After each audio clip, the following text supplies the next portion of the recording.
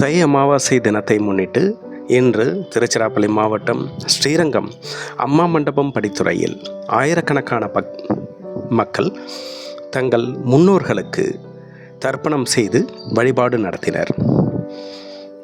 தை அமாவாசை மிகவும் சிறப்பு வாய்ந்த ஒரு தினமாகும்.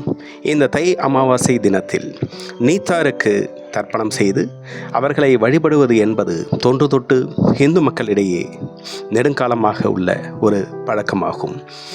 இந்த தை அமாவாசை தினத்தன்று தங்கள் முன்னோர்களுக்கு செய்யும் தர்ப்பணமானது அவர்களை நேரடியாக மோட்சத்திற்கே கொண்டு செல்லும் என்பது மக்களின் நம்பிக்கை. அந்த நம்பிக்கைக்கு ஏற்ப இன்று தை அமாவாசை தினமான ஞாயிற்றுக்கிழமை அம்மா மண்டபம் படித்துறையில் ஆயிரக்கணக்கான மக்கள் தங்கள் குடும்பத்துடன் வந்திருந்து காவிரி கரையில் நீராடி பின்பு தங்கள் முன்னோர்களுக்கு தர்ப்பணம் செய்து வழிபாடு நடத்தினர். NTT நியூஸ் தமிழ் செய்திகளுக்காக சங்கர் சுப்பிரமணியன்.